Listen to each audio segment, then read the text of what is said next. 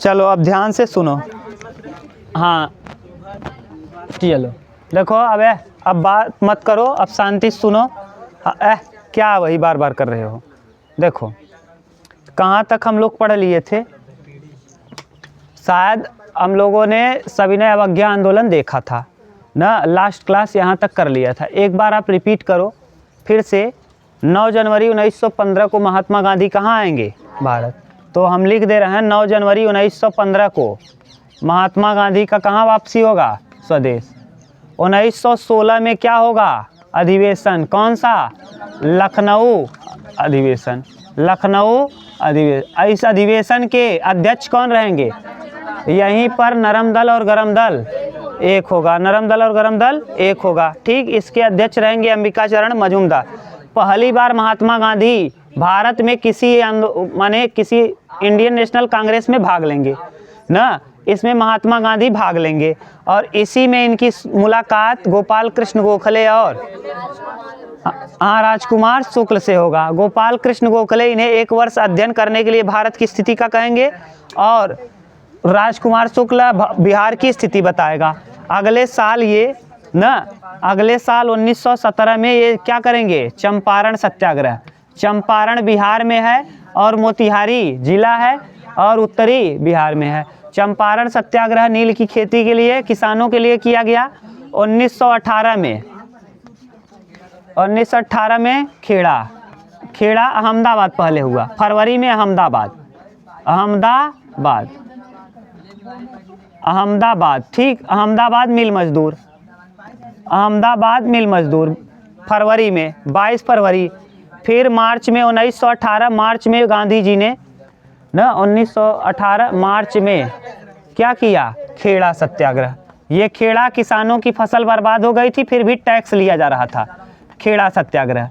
उसके बाद 1919 में आया काला कानून। क्या? काला कानून, यानी इसे क्या कहते हो? Rowlatt act. काला कानून या रॉलेट एक्ट। ठीक, बिना अपील, बिना वकील, बिना दलील। 2 लोगों को पकड़ा गया था। किसको? सैफुद्दीन किचलू और डॉक्टर सत्यपाल। उसके बाद 1919 में एक घटना और हुई, जलियांवाला बाग। 1919 में क्या हुआ? जलियांवाला 13 अप्रैल 1919 जलियांवाला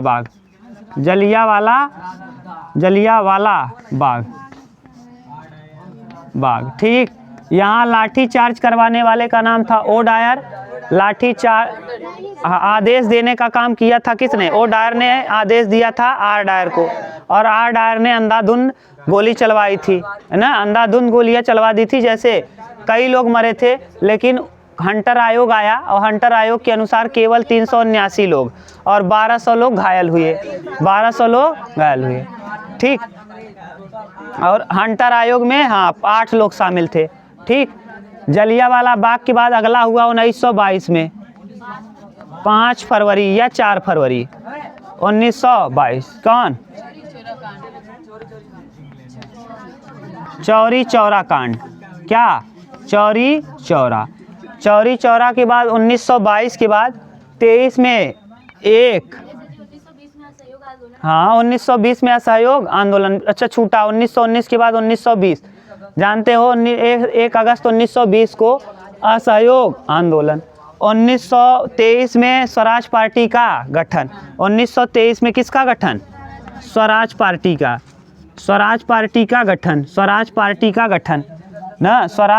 का गठन। और यहीं पर 1923 में 1924 में अधिवेशन में महात्मा गांधी भाग लेंगे। कौन सा अधिवेशन? बेलगांव अधिवेशन। कहाँ? कर्नाटक में, एकमात्र गांव में होने वाला अधिवेशन। 1925 में काकोरी कांड। कौन सा? काकोरी कांड।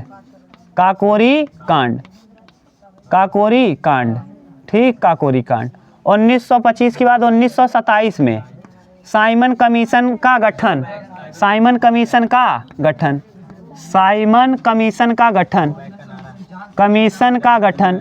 इसका गठन सर जाइमन सान ने किया और ये 1928 में कहाँ आया? 3 फरवरी 1928 में भारत आया। और न कहाँ भारत आया? साइमन और क्या लगा, गो बैक का नारा, साइमन गो बैक। और इसी साइमन गो बैक का नारा देते हुए लाठियों से पीट कर हत्या कर दी गई किसकी, लाला लाजपत राय, लाला लाजपत राय। आगे इसके बाद हाँ सैंडर्स ने लाठियां चार्ज करने का आदेश दिया था।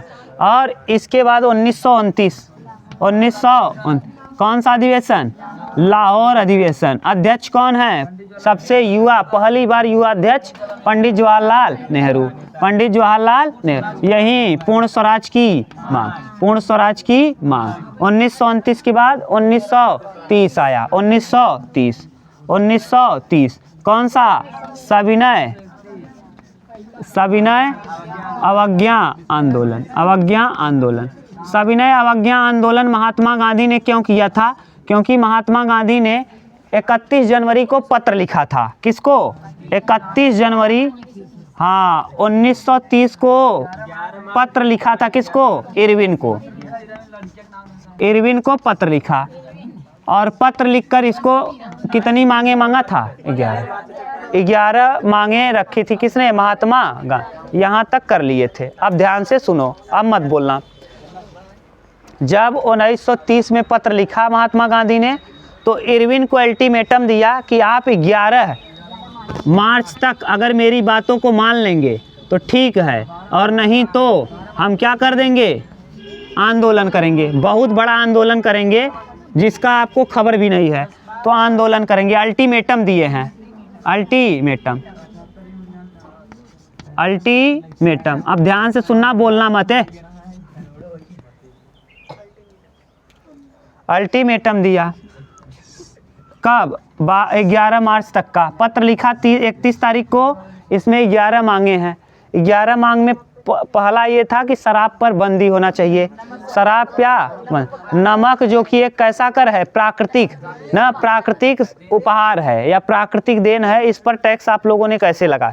इस हिसाब से तो आप किस पे लगा सकते हैं, हवा पे भी लगा सकते हैं, पानी पे भी लगा सकते हैं। इसीलिए कहा गया कि आप नमक से टैक्स क्या करिए, हटा ले। दूसरी मांग महात्मा गांधी की ये थी, इन्होंने कहा राजनीतिक कैदियों को क्या किया जाए, रिहा किया जाए, राजनीतिक कैदियों को रिहा। हम लोगों को भी क्या रखने का आदेश दिया जाए, माने हम लोगों को भी सुरक्षा के लिए हथियार रखने के लिए, हाँ ना, सरकारी नौकरियों के वेतन को 50% कम। तो ये सब कई 11 मांगे थी, जिसमें कुछ प्रमुख मांगे हैं जो हम आपको बता दिए। लेकिन इरविन इनकी बातों पर ध्यान दिया नहीं, वो सोचा ये क्या कर लेंगे ना, इसीलिए ये क्या कर लेंगे, और ये ध्यान नहीं दिया। तो अगले ही तारीख को 12 मार्च 1930 को महात्मा गांधी ने निकाल दिया दांडी यात्रा में इनके साथ 78 लोग चले। कितने लोग, 78 लोग। और इसी समय वहाँ पर भारत के लिए नियम कानून बनाया जाना था 1930 में ही। कहाँ, देखो 1909 में आया था मार्ले मिंटो सुधार अधिनियम। क्या आया था, मार्ले मिंटो सुधार अधिनियम। मार्ले मिंटो क्या था, हाँ ये हर 10 साल में भारत के लिए नियम कानून बना के आता था और वही नियम कानून भारत में लागू किया जाता था। मार्ले मिंटो सुधार अधिनियम में क्या था, सांप्रदायिक क्षेत्र मिला था, सांप्रदायिक क्षेत्र। तो सांप्रदायिक क्षेत्र दिया गया था, माने मुसलमानों को एक एरिया में लड़ने के लिए सुरक्षित कर दिया गया था, जो बाद में क्या बना, पाकिस्तान। तो वहाँ लड़ने का एक जैसे कि आप वहाँ सीट रिजर्व कर दो ना, सीट रिजर्व कर दोगे तो दिक्कत है ना, सीट बढ़ा दीजिए वो चलेगा। अब किसी चीज़ को कि इतने सीट पर केवल मुस्लिम लड़ेंगे तो ये दिक्कत वाली बात है। फिर बाद में ये फीलिंग आने लगेगी कि केवल हम लोगों का मुस्लिमों का ही क्षेत्र है। अभी हम लोग समझेंगे। तो ये सांप्रदायिक हुआ। 1909 के बाद 10 साल जोड़ो, 1919 में आया था मॉन्टेग्यू चेम्सफोर्ड सुधार अधिनियम। मॉन्टेग्यू चेम्सफोर्ड सुधार अधिनियम, मॉन्टेग्यू चेम्सफोर्ड सुधार अधिनियम। इसमें जो आया 10 साल बाद। अब अगला 10 साल होता 1929 में। 1929 में आना था क्या, अब भारत में आ रहा है 1929 में साइमन कमीशन। और वो भारत का नियम कानून बनाने के लिए आ रहा है, उसमें कोई भारतीय नहीं, साथ के साथ तो अंग्रेज हैं, इसीलिए भारतीयों ने क्या कर दिया, उसका विरोध कर दिया। 1928 में 27 में वहाँ बना और 28 में भारत आया। साइमन कमीशन का गठन किया गया 27 में और भारत आया 28 में। 28 में इसका विरोध होने लगा, इसमें दोनों ने विरोध किया, मुस्लिम लीग ने भी और इंडियन नेशनल कांग्रेस ने भी, ठीक। तो चेम्सफोर्ड के बाद अब 29 में जो आने वाला है कानून, भारतीयों ने विरोध किया। अब जब भारतीयों ने विरोध किया तो इसके लिए वहाँ गोलमेज सम्मेलन बुलाया गया कि आइए आप लोग जिस हिसाब से कहेंगे उसी हिसाब से हम क्या करेंगे, नियम कानून बनाएंगे। जब आप इससे राजी नहीं हैं, क्योंकि 1929 वाले में लाठीचार्ज से किसकी मौत हो गई, लाला लाजपत राय की, तो इसलिए गोलमेज सम्मेलन बुलाया गया। और जब गोलमेज सम्मेलन बुलाया तो गांधी जी को, माने सबको बुलाया गया था, लेकिन गांधी जी किसमें व्यस्त थे, दांडी मार्च में। इनके साथ 12 मार्च को इन्होंने चालू किया और ये 6 अप्रैल को पहुँचे दांडी। कहाँ पहुँचे, दांडी, 6 अप्रैल 1930 को। और इन्होंने नमक को तोड़ा भी, नमक कर को तोड़ा भी और नमक को बिक्री भी किया। नमक को कितने दिन चले हैं, 12 से 6 तारीख तक, कुल 240 किलोमीटर। और ये पहला ऐसा आंदोलन है भारतीय राष्ट्रीय कांग्रेस का या भारत का कि जिसमें विदेशी मीडिया कवर दे रही है, कवरेज, यानी हर दिन का छाप रही कि आज गांधी जी यहाँ पहुँचे हैं, आज गांधी जी यहाँ इस गांव में पहुँचे हैं ना। अब इस चीज़ में दिक्कत हो गया कि ये बात वहाँ खबर पहुँच रही बार ना, और वहाँ गोलमेज सम्मेलन में बुलाया गया है सभी को। इंग्लैंड में, इंग्लैंड के पैलेस में बुलाया गया है गोलमेज सम्मेलन, और उस सम्मेलन में महात्मा गांधी पहले वाले में नहीं गए। अब पहले वाले में जब नहीं गए तो इंडियन नेशनल कांग्रेस ने भाग नहीं लिया। अब भाग किसने लिया, दलितों के नेता भीमराव अंबेडकर, और दूसरा भाग किसने लिया, मुस्लिम लीग के जिन्ना। अब दोनों ने भाग लिया, लेकिन बिना कांग्रेस का, क्योंकि ज़्यादा प्रतिनिधित्व करने वाले कौन थे, कांग्रेस। अब कांग्रेस पार्टी सबसे ज़्यादा प्रतिनिधित्व कर रही थी और वही नहीं गया, तो ये नियम कानून बन नहीं पाया। और वहाँ से बर्केनहेड, वहाँ का प्रधानमंत्री, यहाँ बर्केनहेड राज्य सचिव है ना, राज्य सचिव कौन है, बर्केनहेड। वायसराय है इरविन, और वहाँ पर मैकडोनाल्ड है, कौन, मैकडोनाल्ड पीएम है, और उसका विपक्षी है इरविन। कौन है, विपक्षी है इरविन, हाँ, विंस्टन चर्चिल। अब जब यहाँ से गए, ध्यान से सुनो, तुम लोग क्या बात करते रहते हो, तुम ही बोल लो, बार बार मना करें, सुन लो ना। तो विंस्टन चर्चिल, वहाँ पर विंस्टन चर्चिल विपक्षी नेता है, और मैकडोनाल्ड ना, रैमजे मैकडोनाल्ड वहाँ का पीएम है। जब इनको बुलाया तो पहले में ये जब नहीं गए तो मैकडोनाल्ड की थोड़ा सा क्या हुई, तनातनी हुई। चर्चिल कहने लगा कि आपके पास तो वो नहीं आ रहा है जो आपका बनाया हुआ गुलाम है, यानी भारत उन लोगों का गुलाम था। जब गुलाम देश का आदमी नहीं आ रहा है, आपका इतना तवज्जो नहीं है, तो सोचिए आप प्रधानमंत्री किस काम के। तो इस वजह से मैकडोनाल्ड ने किसको डांटा, इरविन को। तो इरविन ने गांधी जी से के साथ एक समझौता किया। अब उनकी जो 11 मांगे हैं, कराए अब हम मानने के लिए तैयार हैं। 5 मार्च 1931 को क्या होगा, गांधी इरविन समझौता, गांधी इरविन समझौता, गांधी इरविन समझौता, गांधी इरविन समझौता। कितने तारीख को, 5 मार्च 1931, 5 मार्च 1931 को होगा गांधी इरविन समझौता, और गांधी जी की बातों को मान लिया जाएगा, किसके द्वारा, इरविन। लेकिन इसमें ये कह देगा कि राजनीतिक कैदियों को छोड़ा जाएगा, और महात्मा गांधी से यही गलती हो गई है, जिस वजह से इनको लोग क्या देते हैं, गाली ना, अभी भी कहते हैं। और वास्तव में गाली देना चाहिए जिसको जानते हो, उसका क्या नाम है, शोभा सिंह। क्या नाम है, भगत सिंह के खिलाफ गवाही देने वाला व्यक्ति कौन था, शोभा सिंह। वास्तव में उसको कोई गाली दिया नहीं, क्यों नहीं देता, क्योंकि औकात नहीं है, सिंह है ना, औकात नहीं है देने की, दो उसको गाली। सुखवंत सिंह का पुत्र था, सुखवंत सिंह के पिता थे, और सुखवंत सिंह वही सुखवंत सिंह है जो भगत सिंह से ऑटोबायोग्राफी लेने जाएगा, खुद भगत सिंह से साइन कराने जाएगा, माने आप अपना ऑटोग्राफ दे दीजिए। सोचो, बेटा मांग रहा है क्या, ऑटोग्राफ भगत सिंह का, और बाप उन्हीं के खिलाफ क्या दे रहा है, गवाही। गवाही यही है जिसने जो गद्दारी किया। कोई बोलता है इसको, कोई बोला कभी इतिहास में नाम लिया, नहीं लेता क्यों नहीं औकात है, लो उसका नाम। गांधी जी को बोलने को सब बोलते हैं ना।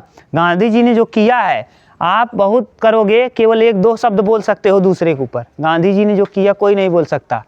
एक सोचो, जब गए हैं कहाँ, गांधी जी अभी जाएंगे 1931 में, ये समझौता हुआ, और इस समझौता के दौरान चले गए महात्मा गांधी कहाँ, दूसरे गोलमेज सम्मेलन में भाग लेने, कहाँ, इंग्लैंड।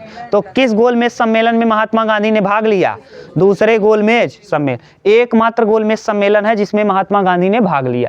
जब वहाँ गए ना, तो विंस्टन चर्चिल ना, चर्चिल, देखो चर्चिल इनका क्या करेगा, मजाक उड़ाएगा कि ये क्या है, अर्धनग्न फकीर है, अर्धनग्न फकीर। चर्चिल ही कहेगा इनसे, ठीक। अब इतना इनसे जलता है, महात्मा गांधी एक बार यहाँ अनशन कर देंगे तो कहेगा कि मर जाने दो बुढ़े को, समझ गए, ये हाल है। विंस्टन चर्चिल, मैकडोनाल्ड ठीक था, उससे ज़्यादा खतरनाक कौन है, विंस्टन चर्चिल। बाद में चर्चिल ही बनेगा पीएम, मैकडोनाल्ड जब हटेगा तो चर्चिल पीएम बनेगा। चर्चिल थोड़ा सा उससे ज़्यादा दुष्ट है, किससे, मैकडोनाल्ड से। तो चर्चिल जो है, चर्चिल ही कहेगा ये अर्धनग्न क्या है, फकीर है, ये अर्धनग्न फकीर है। दूसरे गोलमेज सम्मेलन में महात्मा गांधी भाग लेंगे और वहाँ क्या कहा जाएगा कि अब माने पृथक निर्वाचन होगा, किसके लिए, माने दलितों के लिए भी पृथक निर्वाचन मंडल होगा। अब पृथक निर्वाचन अगर हो जाता तो जैसे पाकिस्तान बना था वैसे क्या बनता, भारत। गांधी जानते थे कि भारत जैसे भारत से टूट करके कौन बन गया, वैसे एक देश और बनता, दलितों का देश। महात्मा गांधी जानबूझकर ये बात नहीं माने और वहाँ से चले आए, और वहाँ से चले आकर के देते हैं, जब जिस जहाज़ से गए हैं SS राजपुताना, और जब वापस आएंगे ना, SS राजपुताना है, हम लोग कल गलत कर लिए थे क्या, INS राजपुताना जो था वो गलत था, SS राजपुताना है, गलत बोल दिए होंगे। SS राजपुताना जहाज़ का नाम है, ठीक। अब देखो गोलमेज सम्मेलन में हुआ क्या, अब सफल हुआ नहीं, पहला गोलमेज सम्मेलन असफल हो गया।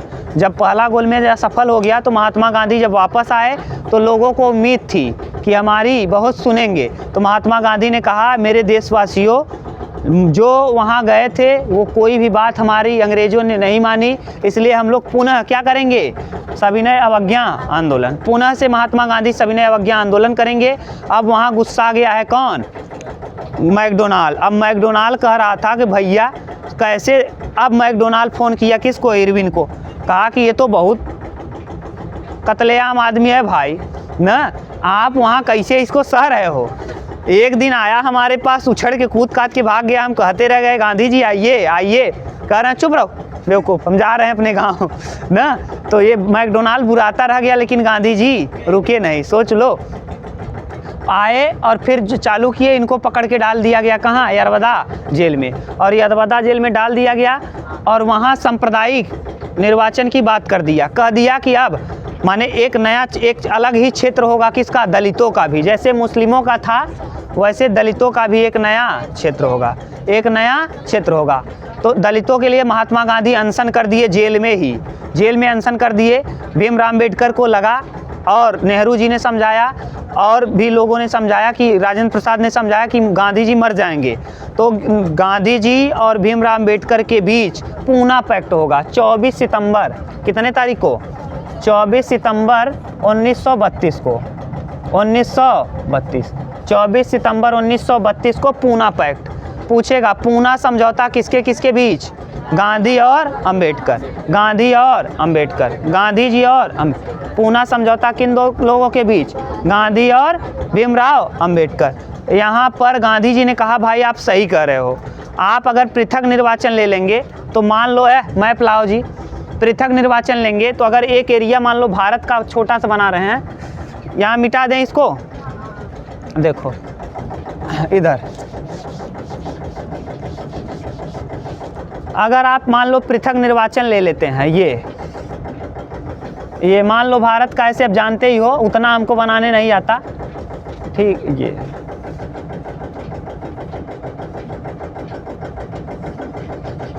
ठीक, अगर मान लो एक एरिया पृथक ले आए हो, क्या लाओ,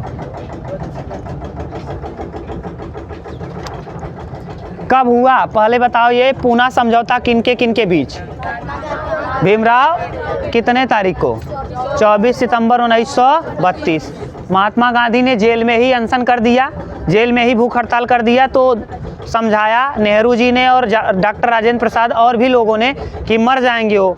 तब जब ये गए भीमराव अम्बेडकर यहाँ, तो भीमराव अम्बेडकर और पूना में, पुणे यहाँ नहीं महाराष्ट्र में है, पुणे में इनको जेल में डाल दिया गया है, अरबदा जेल।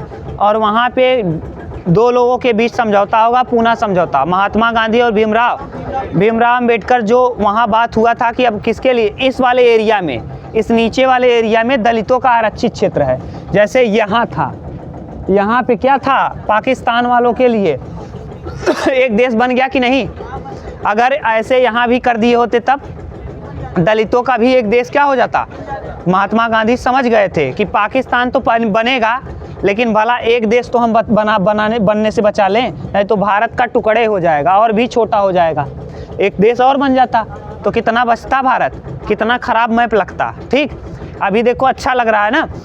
तो इसीलिए गांधी जी ने हड़ताल किया, और जब इन दोनों के बीच बात हुई तो गांधी जी को कहा था कि केंद्रीय विधानमंडल में जो सीटें थी, वहाँ केंद्रीय विधानमंडल में सीटें कुछ कम ही बढ़ाई गई थी। महात्मा गांधी ने कहा कि हम आपको इस एरिया में केवल आप 12% सीटों पे है ना, हम पूरे भारत में आपको 18% देंगे।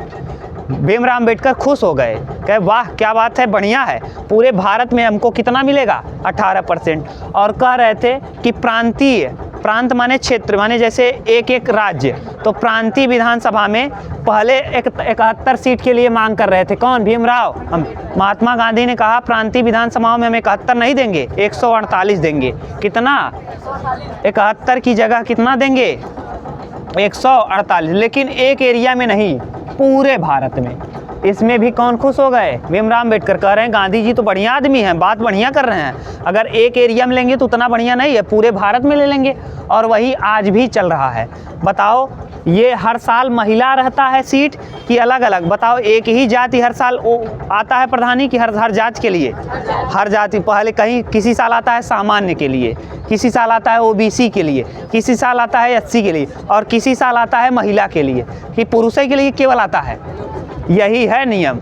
क्या महात्मा गांधी ने कहा कि आरक्षित नहीं करेंगे, लेकिन सीटों को बढ़ा देंगे और अलग अलग लोग लड़ेंगे। ये बात नहीं है कि एक ही लोग लड़ें, ठीक, अलग अलग। अब वही चीज़ आज भी चली आ रही है। देखो, महिला लड़ती है, भले से उसका पति लेके सिग्नेचर और घूमे मोहर ना, लेकिन महिला प्रधान, जैसे हमारे यहाँ गाँव में ना, गाँव की प्रधान नहीं है, उनकी पत्नी थी ना, उनकी पत्नी थी क्या? प्रधान, और वो साइन वाइन करते थे। तो इस तरीके से समझ गए। तो इन्होंने क्या किया, अब बताओ, महात्मा गांधी के ऊपर और दलित भी खुश हो गए कि बताइए हम लोगों को अंग्रेजों ने कितना दिया था, महात्मा गांधी ने कितना दिया। अब अंग्रेजों के खिलाफ हो गए कौन? दलित। और महात्मा गांधी ने पहली बार हरिजन शब्द दिया। हरि माने ईश्वर और जन माने लोग। आप लोग किसके लोग हैं? ईश्वर के लोग। ठीक, क्लियर। माने अब समझ गए अंग्रेजों की चाल सफल हुई कि विफल हो गई? विफल हो गई। वहाँ 1933 तीसरे गोल में सम्मेलन में उन लोगों ने कर दिया था सांप्रदायिक निर्वाचन केंद्र। सांप्रदायिक माने एक एरिया में लड़ेंगे दलित, तो महात्मा गांधी होने दिए नहीं। उन्होंने कहा कि आप पूरे भारत में ले लीजिए, 18% आप ही रख लीजिए, लेकिन इसका एक क्षेत्र में नहीं बल्कि पूरे भारत, 71 सीट नहीं बल्कि आप 148 ले लीजिए, लेकिन एक क्षेत्र में नहीं, पूरे भारत में। क्लियर? नहीं तो जानते थे कि पाकिस्तान की तरह एक देश और भी बन जाता। अब हम लोग कल करेंगे इसके आगे। ठीक।